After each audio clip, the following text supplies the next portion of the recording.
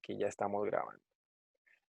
Entonces vamos a hablar de riesgo y rendimiento, puntualmente el riesgo de un solo activo en este caso, una sola acción. El objetivo es describir los procedimientos para evaluar y medir el riesgo de un solo activo. La noción de que el riesgo está relacionado con la incertidumbre es intuitiva. Cuanto mayor es la incertidumbre acerca de cómo se desempeñará una inversión, más riesgosa es esa inversión. Es un concepto de incertidumbre asociado al tema del riesgo. Hay como dos formas de enfocarlo. La primera es análisis de sensibilidad. Es un método para evaluar el riesgo considerando varias alternativas posibles o también conocidas como escenarios, con la finalidad de obtener una percepción del grado de variación entre los rendimientos, ¿sí? Un análisis de sensibilidad, dicho en otras palabras, es uno prepararse cuál es mi escenario más esperado, pero también tener claridad que podemos estar también en un escenario pesimista, o sea, que me vaya peor, o en un escenario que me vaya mucho mejor de lo esperado, llamado optimista. Y está el concepto del intervalo, que es una medida del riesgo de un activo que se calcula restando el rendimiento asociado con el resultado pesimista, el peor, del rendimiento asociado con el resultado optimista, el mejor. Entonces aquí esta medida del intervalo básicamente es, si estamos hablando del retorno de una acción, eh, pues hacer como la diferencia entre ese valor más alto que puede llegar a tener en el escenario mejor versus el escenario más malo en el escenario pesimista. ¿Listo? Aquí pues lo vamos a observar con este ejemplo de Norman Company. Es un fabricante de equipo de golf por pedido. Desea elegir la mejor de dos inversiones, la A o la B. Cada una requiere un desembolso inicial de $10,000 y la tasa de rendimiento anual más probable es del 15% para cada inversión. Entonces tenemos la tabla 8.2 con el activo A y el activo B, en donde para ambos hay que entrar en el negocio invirtiendo $10,000, pero el activo A en el escenario pesimista tiene un retorno del 13, mientras que en el más probable del 15 y en el optimista del 17%. El intervalo es la diferencia entre este 13, ¿sí?, y este 17, o sea, hay 4 puntos porcentuales entre el mejor y el peor. Mientras que el activo B tiene un escenario pesimista mucho más bajo del 7, el más probable se mantiene al igual que el activo A en el 15% y el optimista es pues mucho mejor que el del activo A, del 23%. Entonces aquí el intervalo es mucho más grande, ¿sí?, porque yéndonos bien sacamos de retorno un 23%, pero yéndonos mal nos caemos a un 7%, es decir, un intervalo del 16%. Aparece el concepto de distribuciones de probabilidad. Estas permiten obtener un conocimiento más cuantitativo del riesgo de un activo. La probabilidad de un resultado determinado es su posibilidad de ocurrencia. Y esto lo podemos ver a través de este gráfico de barras. Tenemos gráficas de barras de los rendimientos de los activos A y B que acabamos de ver en la diapositiva anterior en las tablas. ¿Y qué tenemos en nuestro eje Y? La probabilidad de ocurrencia, y en nuestro eje X el retorno o rendimiento. Entonces, ¿qué pasaba con el activo A? El activo A tenía un retorno intermedio del 15, que era el más probable, o sea que le están adjudicando una probabilidad de ocurrencia del 50%.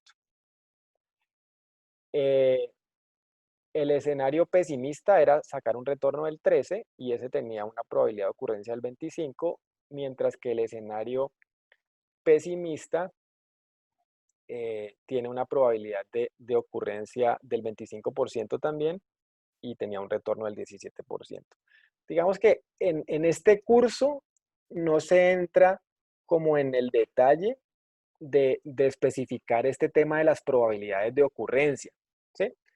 De eso pues se encargan como otras asignaturas, ¿no? Con un ejemplo muy vigente, esto pues viene siendo digamos, con el tema de la pandemia, ¿sí? ¿Cuál es la probabilidad de que no haya un rebrote y estemos pues en un escenario optimista, digámoslo así? Entonces, pues los estudiosos del tema asignan cuál es esa probabilidad. ¿Cuál es la probabilidad de que definitivamente haya un rebrote y tengamos que volver a una cuarentena estricta? Ese sería el escenario pesimista y le asignan una probabilidad. ¿Y cuál es el escenario más probable? Pues que sigamos teniendo algunos casos, entonces tengamos pues que hacer unas aperturas de algunos sectores, pero pues con cuidados, con protocolos. Ese es el escenario más probable, entonces se le asigna la probabilidad del 50%, ¿sí? Digamos que como para mostrarles ahí ese tema de probabilidades que no es como inherente de esta clase. ¿Qué pasa con el activo B? El activo B también decíamos que el 15% era el escenario más probable, 50% de probabilidad de ocurrencia, y aquí los extremos eran más exagerados. El pesimista era un retorno del 7, con una probabilidad de ocurrencia del 25%, y un escenario de probabilidad de ocurrencia del optimista del 25% también, para un retorno del 23%.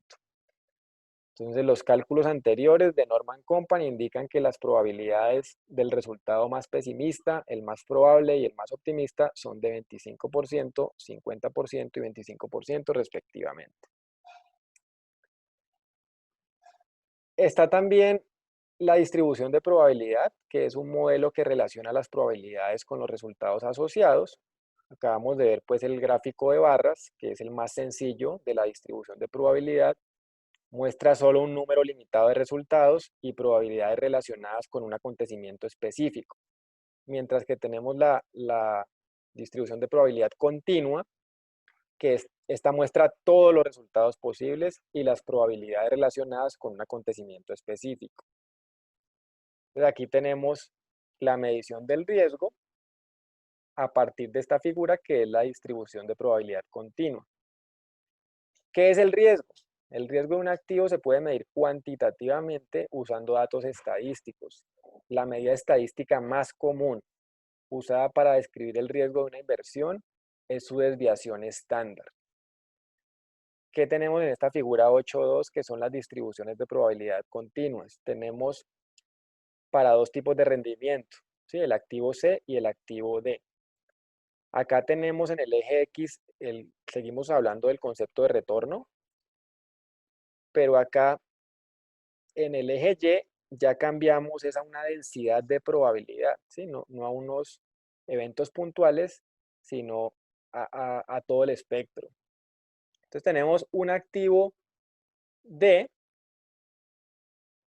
que se mueve entre un 5% aproximadamente de retorno yéndole mal y un 25% de retorno yéndole bien. Mientras que tenemos un activo C que se mueve en un rango más estrecho, un intervalo más corto, yéndole mal el retorno es cercano al 11% y yéndole bien cercano al 19%. Luego, el activo C es menos riesgoso que el activo D, ¿sí? Porque el inversionista que compra el activo C sabe que su retorno va a estar en alguno de estos puntos, ¿sí? Que son pues mucho más delimitados que todas las posibilidades a las que se enfrenta alguien que compra el activo D. Mire que acá, con esta gráfica, de pronto empezamos a evolucionar el concepto que traemos del riesgo, ¿sí? Mire que uno podría, hasta antes de entrar a esta sesión, pensar que el riesgo tiene una connotación negativa, no necesariamente. Mire que aquí todos los retornos, incluidos los del activo D, son positivos, ¿sí? Aquí no estamos hablando de pérdidas o retornos negativos. Entonces aquí empezamos a romper ese paradigma que el riesgo es algo malo. No, el riesgo es una medida de dispersión. El activo D está más disperso en su retorno que el activo C, por eso es que el activo D es más riesgoso. Y bueno, el repaso estadístico pues nos sirve para que ya empecemos a entender las fórmulas. La desviación estándar mide la dispersión del rendimiento de una inversión alrededor del rendimiento esperado. El rendimiento esperado, K rayita, es el rendimiento promedio que se espera que produzca una inversión con el tiempo.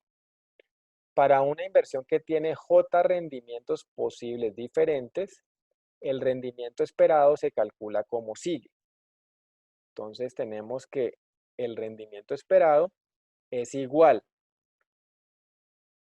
a la sumatoria de ¿qué? La sumatoria de la probabilidad de que ocurra uno de los resultados, ¿sí? Recordemos que en nuestro ejemplo de los escenarios pesimista, el probable y el optimista, esta probabilidad era 25% para el pesimista y también para el optimista, y para el probable era el 50%, ¿sí? Digamos que ese es el concepto de la probabilidad.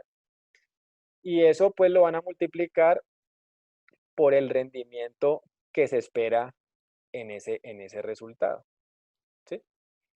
Y pues esto va desde el evento 1 hasta el evento n. En lo que estábamos viendo con el ejemplo de Norman Company, pues eran 3, ¿sí? 3 n's. Estaba el pesimista, el probable y el optimista. Esto, digamos que no se confundan. Esta es la fórmula de cómo usted calcula un promedio ponderado, ¿sí? Haga de cuenta que una materia, usted quiere saber cuál es su nota definitiva, ¿sí? K rayita, y usted tiene cuatro exámenes, ¿sí? Un examen que vale el 10, entonces la probabilidad o el peso de ese examen es el 10 y lo multiplica por la nota, ¿sí? Y va sumando, por eso es la sumatoria. El segundo examen valía el 20% y lo multiplica por la nota que sacó en ese examen, ¿sí? Ahí lleva un 30. Había un examen súper importante, digamos, que valía el 60%, ¿sí? Lo multiplica por la nota y eso entra a sumar. Ahí ya lleva 30% más 60%, ya lleva el 90% en la materia. Y el último valía el 10%, entonces el 10% por lo que sacó en esa nota y suma. Y todas esas sumas, pues lo llevaron a sacar usted la nota de la materia. Y acá está la formulita para cuando usted está en una materia en donde cada uno de los exámenes vale lo mismo, ¿sí? Entonces simplemente no se aplica esta ponderación, sino que es sumar todas las notas que obtuvo y dividir entre el número de exámenes y eso le dio el promedio. Este es un promedio lineal donde todos los datos tienen como el mismo peso o la misma probabilidad, ¿sí? Y este es un promedio ponderado, pues donde se adjudican, digamos, unos pesos distintos.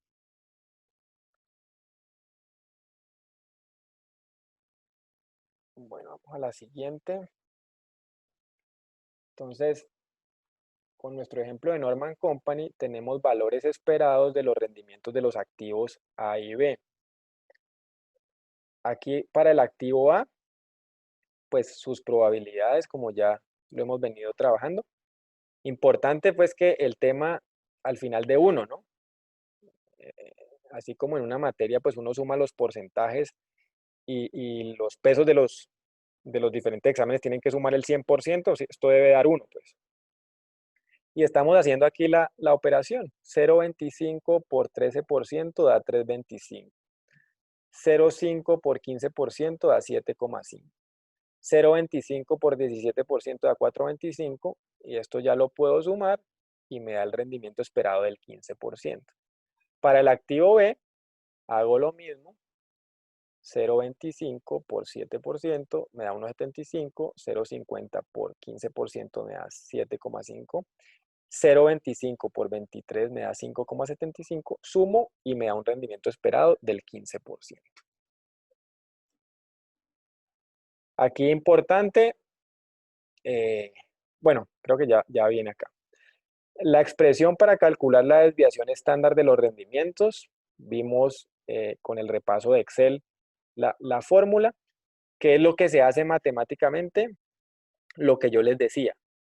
Se está comparando cada observación, la observación I, J, K, L, M, eran 20 en nuestro ejemplo de Excel, con el promedio que nos dio el ejercicio. ¿Sí? Cada uno se compara con el promedio, cada observación con el promedio. Y decíamos que, mire, hay que elevar al cuadrado para que cuando estamos por arriba del promedio no se anule para cuando estamos por abajo del promedio. Pues por eso elevamos al cuadrado. Y aquí pues multiplicamos por el peso, ¿sí? Y entonces ya sabemos que ahí, hasta ahí habríamos calculado la varianza.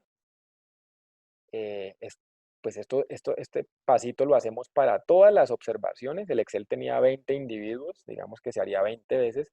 Y al final se saca la raíz cuadrada de ese resultado y ese es el concepto de la desviación estándar. Esto es lo que matemáticamente nos hace el Excel.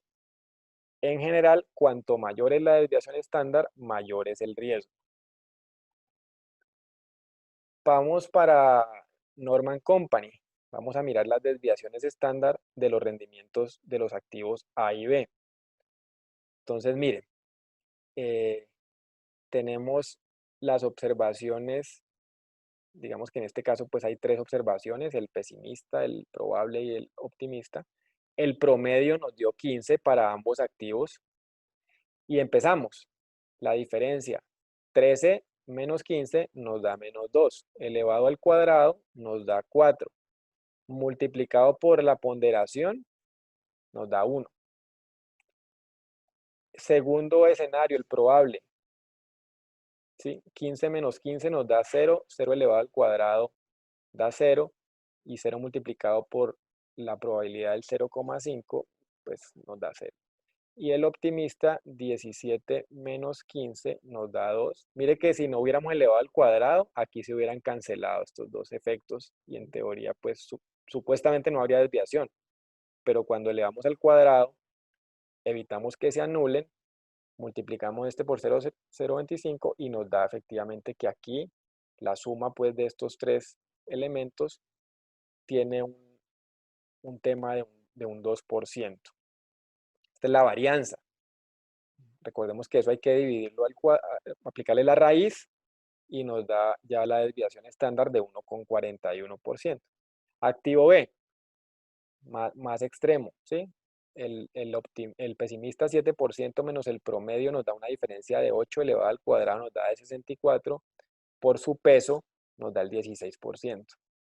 El probable, pues aquí no hay diferencia, 0, 0 al cuadrado, 0, multiplicado por el peso, 0, y el optimista 23 menos 15 nos da más 8, elevado al cuadrado nos da 64, por el peso nos da 16. Sumamos, nos da 32, aplicamos raíz para volver a regresar a la magnitud y estar hablando de la desviación, tenemos 5,66. ¿Sí? Conclusión, tenemos dos activos que nos dan el retorno esperado, ambos el mismo, el 15%, pero tenemos un activo B más riesgoso, con mayor desviación que el activo A, ¿sí? ¿Por qué más riesgoso? Porque pues este se mueve en unos rangos de entre 13 y 17 y este pues se mueve entre unos rangos de 7 y 23, ¿sí? Mucho más amplio. Tenemos los rendimientos pues aquí ya históricos y el nivel de riesgo, rendimientos históricos y desviaciones estándar de inversiones seleccionadas desde 1900 hasta el año 2009. Entonces tenemos ya como algunos datos de información como real. Están las letras del tesoro. En este lapso de tiempo han tenido un rendimiento nominal promedio del 3,9%. La desviación estándar ha sido del 4,7%. La división entre la desviación estándar y el rendimiento nominal promedio me da el coeficiente de variación, que es 1,21. Los bonos del tesoro, el rendimiento nominal promedio 5%, la desviación estándar 10,2%. 10,2% dividido 5 me da el coeficiente de variación, que es 2,04. Y por último, las acciones comunes, rendimiento nominal promedio 9,3%, desviación estándar 20,4% para un coeficiente de variación del 2,19%. Entonces tenemos pues como esa información. Profe, una pregunta. Sí, ¿Por qué las letras del tesoro aparecen como en porcentajes? eh, no, digamos que acá ¿Todas? sí, te están poniendo como la primera fila Ah, ok, en ya entendí. porcentajes, pero digamos que todo está expresado de la misma manera. Ajá. Listo. Eh, acá, miren que el tema está la formulita también de la desviación estándar. Cuando no estamos hablando de multiplicar por esa probabilidad de ocurrencia o ese peso, sino que todas las observaciones tienen el mismo peso, ¿sí? Acuérdese de su materia donde todos los exámenes costaran lo mismo, se divide entre el número de observaciones menos 1, para que lo tenga presente. A diferencia de como usted saca un promedio, que el promedio lo divide entre n, aquí la desviación se divide entre n menos 1. ¿Listo? Bueno, entonces, esa distribución normal de probabilidad es simétrica, cuya forma es parecida a una curva en forma de campana. Esto pues se trabaja en las clases de estadística, la distribución normal. Y entonces mire conceptualmente qué es. Este es el retorno promedio de la acción, ¿sí? Y tenemos, cuando nos da el resultado de la desviación estándar, si nosotros ese resultado lo multiplicamos por menos 3 y por más 3, podemos trazar como esta primera flecha que es la más prolongada. ¿Y qué me está diciendo eso? Mire, el 99% de sus observaciones se encuentra entre ese rango, ¿sí? Que es coger el promedio y restarle 3 desviaciones estándar y coger ese promedio y sumarle 3 desviaciones estándar. Usted ahí tiene prácticamente todas las observaciones.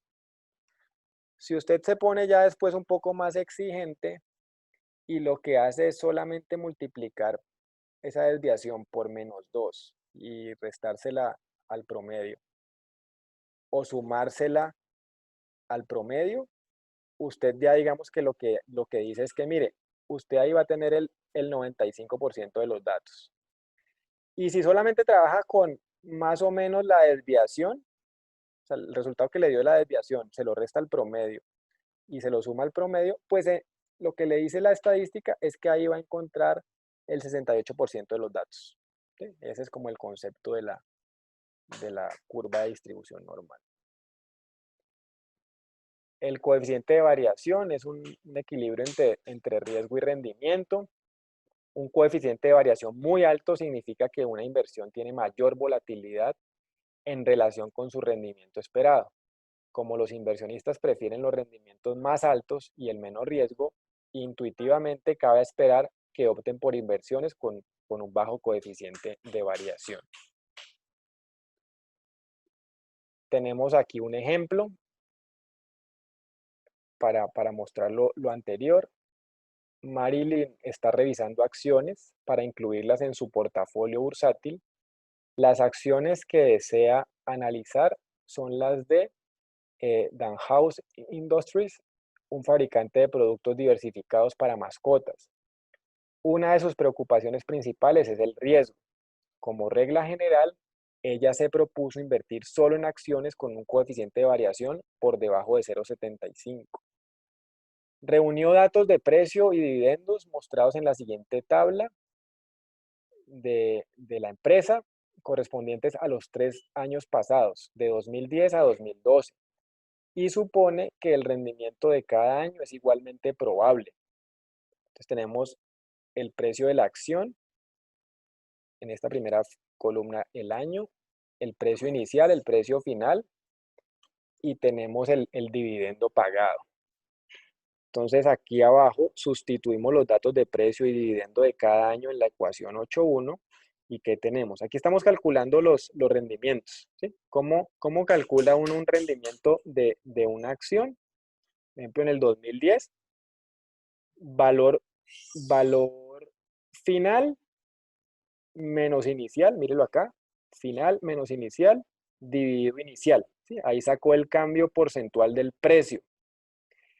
Pero usted con una acción no solo gana, digamos, con la diferencia de precio, sino que usted también se gana el dividendo que le pagan. Entonces, por eso es que el dividendo pagado se lo suman aquí aparte a ese valor final menos inicial, dividido inicial. O sea que el dividendo, bueno, esto va a tener aquí un retorno de 5% si ustedes hacen esta operación. Y lo estamos, no, digamos que la parte del numerador nos está dando 5 y estamos dividiendo entre el denominador que es 35.000 y nos da un retorno de 14.3. Hacemos lo mismo para el 2011, ¿sí? Entonces, al dividendo pagado de 3,5 vamos a aplicarle o vamos a agregarle la variación final menos inicial dividido inicial. Entonces, esto es lo que hacemos, final menos inicial dividido inicial. Y acá tenemos un retorno del 4,1% para el 2011. Y por último, para el 2012, cogemos el dividendo, 4, y le agregamos la variación de final menos inicial dividido final. ¿Sí? Final menos inicial dividido final. Y nos da que ese 2012 fue el año del retorno del 13%. Entonces, Marilyn va a sustituir en esa ecuación 8.2, puesto que los rendimientos son igualmente probables, obtenemos el rendimiento promedio. Estamos sacando el rendimiento promedio, que es sumar los 3 años, los 3 periodos y dividir entre 3 observaciones. Nos da que en promedio esa acción en esos 3 años se valorizó un 10,5%. Si sustituimos el rendimiento promedio y los rendimientos anuales en la ecuación 8.3, obtenemos la desviación estándar. Entonces, mire, lo que estamos haciendo es comparar cada observación versus ese promedio, ¿sí? El 14.3 lo comparamos con el promedio y elevamos al cuadrado. Luego el 4.1 lo comparamos con el promedio, elevamos al cuadrado. Cuando digo comparamos, estamos pues buscando la diferencia. Y lo mismo con el último dato observado. 13% menos el promedio elevado al cuadrado. Y mire, recuerda que acá dividíamos entre n menos 1. Y esto nos va dando pues la siguiente expresión. Dividimos entre 3 menos 1, que es 2. Nos da este valor que viene siendo la varianza, aplicamos la raíz y nos da una desviación estándar del 5,6. Ya ahorita lo que vamos a hacer es aplicar la fórmula del coeficiente de variación, que es la desviación estándar, dividido el retorno promedio, nos da de 0,53. Como este coeficiente de variación de los rendimientos de las acciones de esta empresa para ese periodo en mención es de 0,53, está por debajo del coeficiente de variación máximo que Marilyn se había propuesto, del 0,75. Entonces ella, digamos que acepta tener estas acciones de esta empresa dentro de su portafolio.